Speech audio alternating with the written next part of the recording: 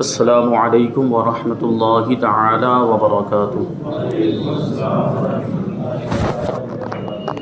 نحمده ونصلي ونسلم على رسوله الكريم، اما بعد فاعوذ باللہ من الشیطان الرجیم، بسم اللہ الرحمن الرحیم۔ ان اللہ وملائکته یصلون علی النبی یا ایہا الذین آمنوا صلوا علیہ وسلموا تسلیما۔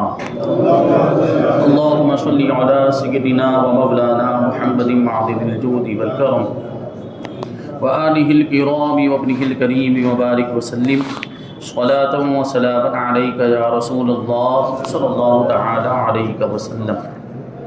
عزیزان ملت اسلامیہ، سورہ بقرہ آیت نمبر 150 کی تفسیر جاری ہے۔ اس میں ایک ٹکڑا ہے آیت کریمہ کا۔ اللہ تبارک و تعالی ارشاد فرماتا ہے فَلَا تَخْشَوْهُمْ وَاخْشَوْنِي، تو ان سے نہ ڈرو، مجھ سے ہی ڈرو۔ اب یہاں پر تو اگرچہ قبلے کی تبدیلی کے بارے میں حکم دیا جا رہا ہے کہ قبلے کا جو بھی معاملہ اور قبلہ جو بھی تبدیل کیا گیا اور اس کے تعلق سے کفار و مشرکین اور یہود و نصارہ جو کچھ بھی باتیں کرتے ہیں، اعتراضات کرتے ہیں، طعنے دیتے ہیں، تو اس کی فکر کرنے کی ضرورت نہیں اور ان سے ڈرنے کی ضرورت نہیں ہے۔ اور اگر کسی سے ڈرنے کی ضرورت ہے تو وہ پروردگار عالم ہے۔ خدا سے ڈریں، اللہ کا خوف دل میں رکھیں۔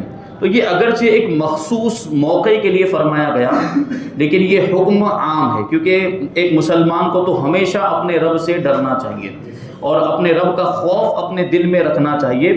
جب خدا کا خوف دل میں پیدا ہو جاتا ہے تو پھر انسان دنیا والوں سے نہیں ڈرتا، پھر مخلوقات کا خوف اس کے دل سے نکل جایا کرتا ہے۔ یہ اللہ والوں کے واقعات ہم سنتے ہیں کہ یہ شیر کی سواری کیا کرتے تھے، یا جو ہے کہ وہ ایسے خطرناک جانوروں سے بھی نہیں ڈرتے تھے۔ انسانوں کی تو بات ہی الگ، انسانوں سے تو وہ بالکل ڈرتے ہی نہیں تھے۔ جو اللہ والے، اللہ کے نیک بندے، اولیاء کرام، تو انسانوں میں بھی اگر کوئی زبردست ہے، ظالم و جابر ہے، اس سے بھی یہ ڈرتے اور گھبراتے نہیں تھے، بلکہ وہ جانور جو خطرناک سمجھے جاتے ہیں، شیر وغیرہ، ان سے بھی نہیں ڈرتے تھے۔ بلکہ بعض اولیاء کرام کے واقعات تو ایسے کہ وہ شیر کی سواری کیا کرتے تھے۔ تو یہ کیسے ہوتا تھا اور یہ مرتبہ ان کو کیسے ملتا؟ کیونکہ وہ اپنے دلوں میں خدا کا خوف رکھتے تھے، اسی وجہ سے دنیا والوں کا خوف ان کے دل سے نکل جاتا تھا۔ تو یہی کیفیت ہماری بھی ہونی چاہیے، ہمارے دلوں میں بھی خدا کا خوف ہونا چاہیے، اور اس بات کی بہت زیادہ ضرورت ہے، کیونکہ جب انسان کے دل میں خدا کا خوف ہوگا تو وہ گناہوں سے بچے گا، زیادہ سے زیادہ نیکیوں کے کام کرے گا، فرما برداری کرے گا اور نافرمانی کے کاموں سے بچے گا، اپنا محاسبہ کرے گا کہ میں کیا کر رہا ہوں، میں صحیح کر رہا ہوں یا میں غلط کر رہا ہوں، میں نیک کام کر رہا ہوں کہ نہیں کر رہا ہوں، میں جو کر رہا ہوں اس میں سے کوئی گناہ کا کام تو نہیں ہے۔ ظاہر سی بات، خدا کا خوف ہوگا تو آدمی یہ سب سوچے گا۔ تو اس لیے ضرورت ہے کہ ہم اپنے دلوں میں خدا کا خوف پیدا کریں۔ اللہ تعالی ہم سب کو توفیق عطا فرمائے۔ تو اس آیت سے معلوم ہوا کہ انسان کو ہر وقت اللہ تعالیٰ کا عذاب پیش نظر رکھنا چاہیے، یعنی اگر ہم نے اللہ کی نافرمانی کی تو ہمیں اس کے عذاب کا سامنا کرنا پڑے گا، ہم عذاب میں مبتلا کیے جائیں گے۔ پھر فرماتے ہو کسی بھی کام کو کرنے یا نہ کرنے سے پہلے اس بات پر غور ضرور کر لینا چاہیے کہ یہ کام کرنے یا کرنے سے اللہ تعالیٰ کی رضا حاصل ہوگی یا اس کا نتیجہ اللہ تعالیٰ کی ناراضگی کی صورت میں ظاہر ہوگا۔ کسی بھی کام کے بارے میں سوچے، یعنی جب ظاہر سی بات، جب خدا کا خوف ہوگا تو آدمی خود بخود یہ سوچے گا کہ یہ جو کام میں کرنے جا رہا ہوں، کیا یہ اللہ تبارک و تعالیٰ کو خوش کرنے والا کام ہے یا اللہ کو ناراض کرنے والا کام ہے؟ آدمی خود ہی غور و فکر کرے گا، اور جب اسے پتا چل جائے گا کہ یہ کام اچھا ہے، اس میں اللہ تعالیٰ کی رضا ہے، تو وہ اسے کرے گا۔ اور جب یہ پتا چل جائے کہ یہ تو غلط کام ہے، یہ تو گناہ کا کام ہے، خدا کا خوف ہوگا تو پھر اس کام سے وہ بچے گا۔ مروی ہے، روایتوں میں آیا کہ جب حضرت معاذ ابن جبل رضی اللہ تعالیٰ عنہ کی وفات کا وقت قریب آیا تو آپ رضی اللہ تعالیٰ عنہ رونے لگے۔ صحابی رسول حضرت معاذ ابن جبل بڑے جلیل القدر، عظیم الشان صحابی رسول ہیں، تو اپنی وفات کے وقت یہ رونے لگ گئے۔ تو ان سے پوچھا گیا کہ آپ کو کس چیز نے رلایا، یعنی آپ کیوں رو رہے ہیں؟ تو حضرت معاذ ابن جبل رضی اللہ تعالیٰ عنہ نے فرمایا کہ اللہ تعالیٰ کی قسم، میں نہ تو موت کی گھبراہٹ سے رو رہا ہوں اور نہ ہی دنیا سے رخصتی کے غم میں آنسو بہا رہا ہوں۔ یعنی اس طرح کے کوئی معاملات نہیں ہے کہ موت کی وجہ سے رو رہا ہوں یا موت کی سختیوں کی وجہ سے رو رہا ہوں یا دنیا سے جانا پڑ رہا ہے، دنیا سے رخصت ہونا پڑ رہا ہے اس وجہ سے رو رہا ہوں، ایسا نہیں ہے۔ بلکہ میں تو اس لیے روتا ہوں کہ میں نے حضور اکرم صلی اللہ علیہ وسلم سے سنا ہے کہ دو مٹھیاں ہیں، ایک جہنم میں جائے گی، یعنی ایک مٹھی، یوں سمجھے انسانوں کی مٹھی، یعنی ایک مٹھی بھر انسان. اب یہ مٹھی جو حضور پاک صلی اللہ علیہ وسلم نے حدیث پاک میں ارشاد فرمایا، اس سے کیا مراد یہ اللہ ہی بہتر جانتا اور رسول پاک صلی اللہ علیہ وسلم ہی بہتر جانتے. ہو سکتا ہے دستے قدرت کی مٹھی. اب اللہ تبارک و تعالیٰ جو ہے کہ ہاتھ سے تو پاک ہے، لیکن اس کو بس سمجھنے کے لیے یوں ذہن میں رکھیں کہ انسانوں کی ایک مقدار، ایک بڑی مقدار، ایک بڑی تعداد. تو انسان، یہ دو مٹھیاں کا مطلب کیا ہے کہ ایک مٹھی بھر انسان جہنم میں جائیں گے اور دوسری مٹھی بھر انسان جو ہوں گے وہ جنت میں جائیں گے. یعنی اس طرح جو ہے کہ فیصلہ ہو چکا، جنتی بھی مقرر ہو چکے ہیں کہ کون کون سے انسان تقدیر میں لکھا جا چکا ہے جنت میں جائیں گے، اور کون کون سے انسان جہنم میں جائیں گے، یہ سب لکھا جا چکا ہے. تو یہ فکس ہو چکا. تو حضرت معاذ ابن جبل کہتے ہیں کہ مجھے معلوم نہیں کہ میں کون سی مٹھی میں ہوں گا. یہ ان کے خوف کا عالم تھا، وہ اسی وجہ سے رو رہے تھے کہ میں جہنم والی مٹھی میں رہوں گا یا میں جنت والی مٹھی میں رہوں گا. اسی وجہ سے وہ فکر مند تھے. تو ہمیں بھی یہ کیفیت پیدا کرنی چاہیے اور ہمیں بھی یہ جو اس طرح غور و فکر کرنا چاہیے کہ ہم جو اعمال کر رہے ہیں یہ جنت میں لے جانے والے اعمال ہیں یا یہ جہنم میں لے جانے والے عمل. اب اگر ہمیں پتا چل جائے کہ یہ جہنم میں لے جانے والا کام ہے تو ہمیں کیا کرنا چاہیے؟ فوراً اس کام کو ہمیں چھوڑ دینا چاہیے اور وہ کام کرنا چاہیے جو جنت میں لے جانے والا ہے. حضرت حسن بصری رضی اللہ تعالیٰ عنہ فرماتے کہ قیامت کے دن ان لوگوں کا حساب آسان ہوگا جو آج دنیا میں اللہ تعالیٰ کی رضا کے لیے اپنا محاسبہ کرتے ہیں، یعنی دنیا میں اپنے اعمال کا جائزہ لیتے ہیں اور دیکھتے ہیں کہ وہ جو کام کر رہے ہیں وہ اچھا کام ہے یا گناہ کا کام ہے. جو یہاں محاسبہ کر لیتے ہیں، یعنی دنیا ہی میں اپنے اعمال کا جائزہ لے کر اس میں اصلاح کر لیتے ہیں کہ غلط کو چھوڑ دیتے ہیں، صحیح کام کرنے لگ جاتے ہیں، تو پھر قیامت کے دن حساب آسان ہو جائے. قیامت کے دن پھر زیادہ حساب نہیں دینا پڑے گا ان کو، اور چونکہ یہیں پر انہوں نے اپنے اعمال کو سدھار لیا ہوگا اس لیے جلدی سے ان کو جنت میں جانے کا پروانہ مل جائے گا. تو یہ ہمیں کرنا چاہیے، دنیا کے اندر ہی ہمیں ان چیزوں کا جائزہ لینا چاہیے کہ ہم جو کام کر رہے ہیں وہ اچھا کام ہے یا غلط ہے. تو یہ محاسبہ کیسے ہوگا؟ فرماتے اس طرح کہ انہیں جب بھی کوئی کام درپیش ہو، یعنی دنیا میں وہ جن کا قیامت کے دن حساب آسان ہو جائے گا، ان کا معاملہ یہ ہوتا ہے کہ جب بھی ان کو کوئی کام درپیش ہوتا ہے تو پہلے اس پر غور کرتے ہیں، پھر اگر وہ کام اللہ تعالیٰ کی رضا کے لیے ہو تو اسے کر گزرتے ہیں، اور اگر اس کے برخلاف نظر آئے یعنی اس میں اللہ تعالیٰ کی ناراضگی ہو تو اس سے رک جاتے ہیں. پھر فرمایا اور بروز قیامت ان لوگوں کا حساب کٹھن ہوگا، یعنی مشکل ہوگا، جو آج دنیا میں عمل کرتے وقت غور و فکر نہیں کرتے، جو آیا وہ کرتے چلے جاتے ہیں. یہ اچھا کام ہے، غلط کام ہے، یہ گناہ کا کام ہے یا نیک کام، کچھ نہیں سوچتے، بس کر ڈالا. تو اس میں کیا ہوتا ہے؟ کسی قسم کا محاسبہ کیے بغیر ہی وہ کام کر ڈالتے ہیں.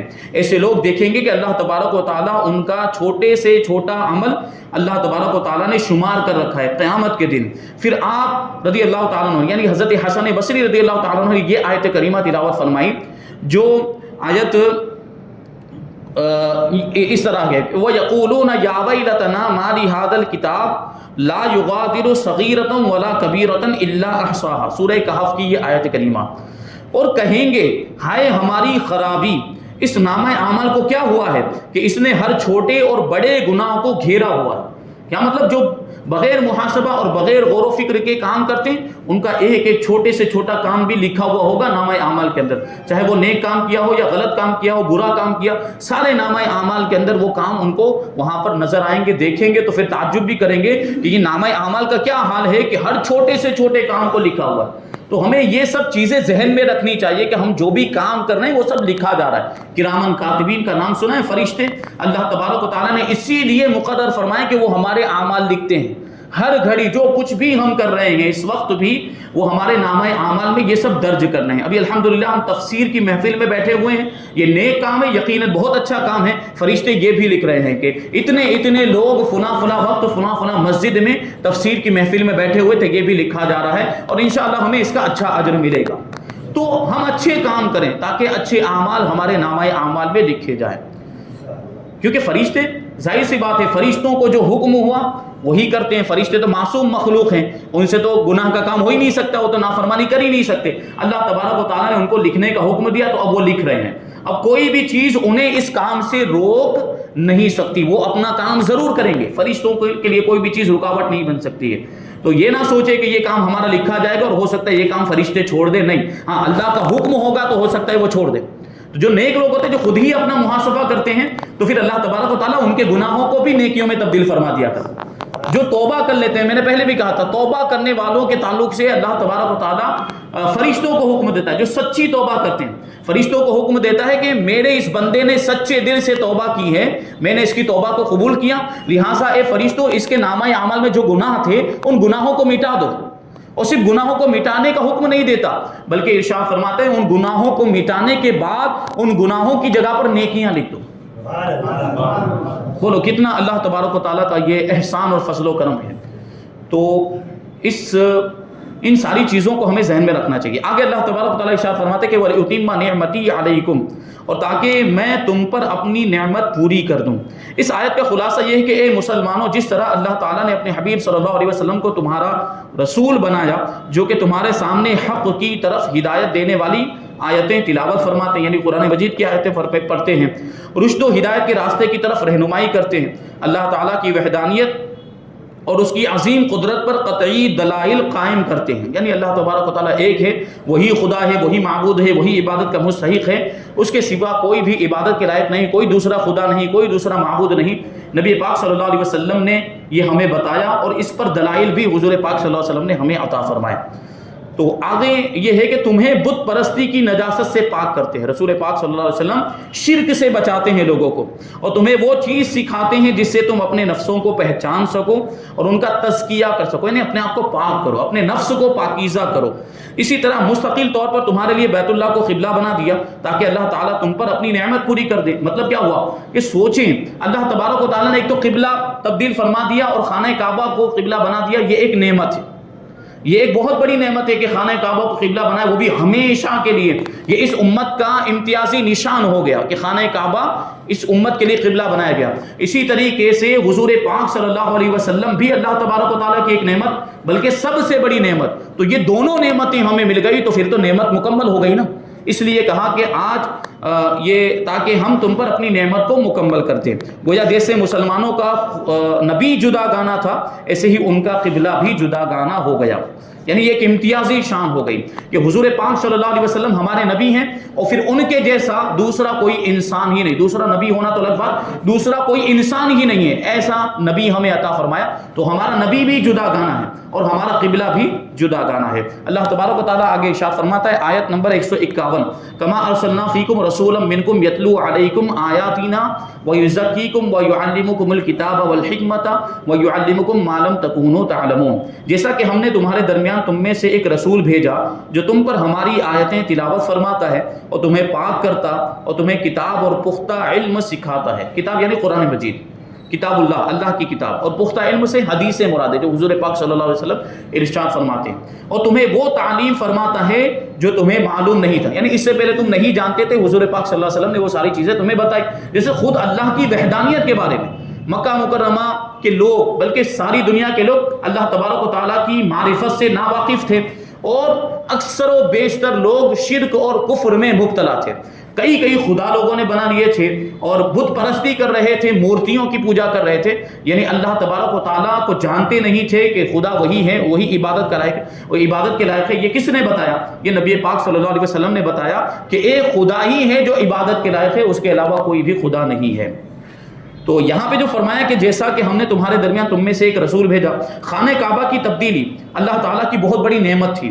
اب اس سے بڑی نعمت یعنی حضور پاک صلی اللہ علیہ وسلم کا بیان ہے، کیونکہ حضور پاک صلی اللہ علیہ وسلم کا دنیا میں تشریف لانا یہ اللہ تبارک و تعالیٰ کی سب سے بڑی نعمت ہے، اس سے بڑی کوئی نعمت ہو ہی نہیں سکتی ہے۔ جیسے خانہ کعبہ کو حضرت ابراہیم علیہ السلام سے نسبت ہے، ایسے ہی ہمارے آقا حضور رحمت عالم صلی اللہ علیہ وسلم کو بھی حضرت ابراہیم علیہ السلام سے نسبت ہے، کیونکہ حضور پاک صلی اللہ علیہ وسلم کس کی اولاد میں سے ہیں؟ حضرت اسماعیل علیہ السلام کی اولاد میں سے ہیں، اور حضرت اسماعیل حضرت ابراہیم ہی کے بیٹے ہیں، تو حضور کو حضرت ابراہیم سے بھی نسبت ہے۔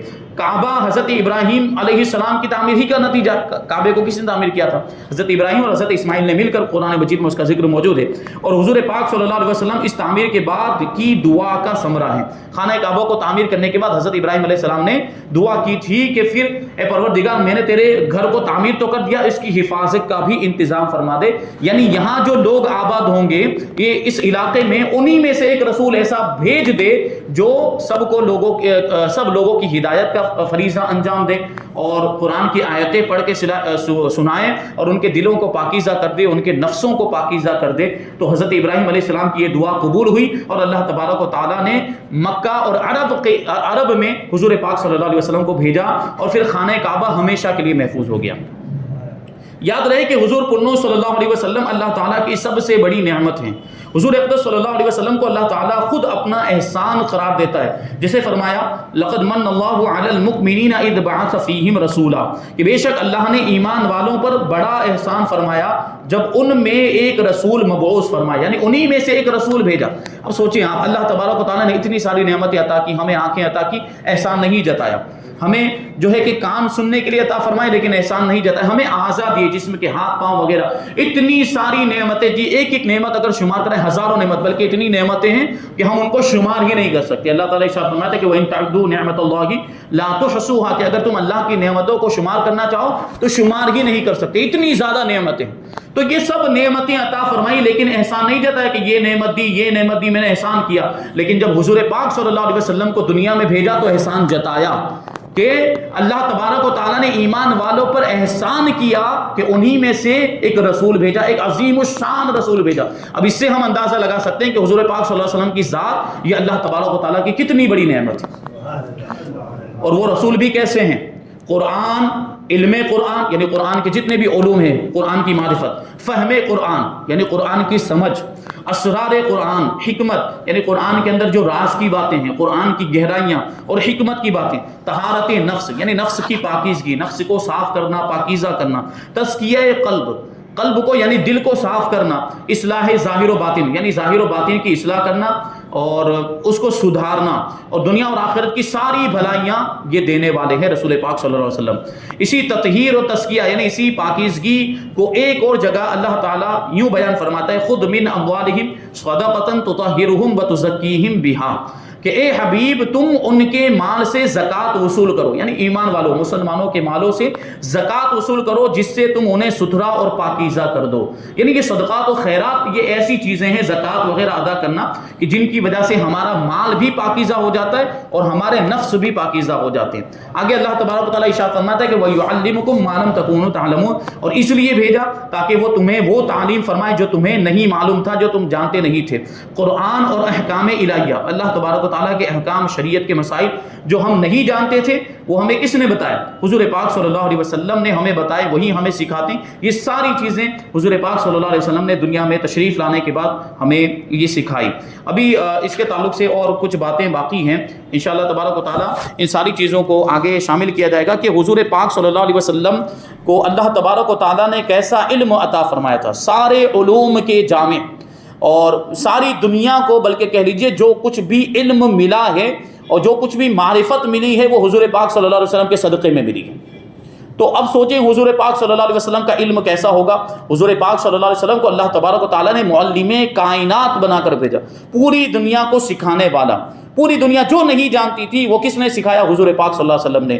اللہ کے تعلق سے، وحدانیت کے تعلق سے اور دین کے تعلق سے، احکام اسلام کے تعلق سے، یہ حضور پاک صلی اللہ علیہ وسلم نے لوگوں تک یہ ساری چیزیں پہنچائی ہے۔ پھر اس کے بعد انشاءاللہ تبارک و تعالیٰ آیت نمبر 152 کو شامل کریں گے۔ اللہ تبارک و تعالیٰ کی بارگاہ میں دعا ہے کہ جو کچھ بھی بیان ہوا اس پر ہم سب کو عمل کرنے کی توفیق عطا فرمائے اور نور قرآن سے ہم سب کے دلوں کو روشن اور منور فرمائے۔ وما علینا الا البلاغ۔ الفاتحہ۔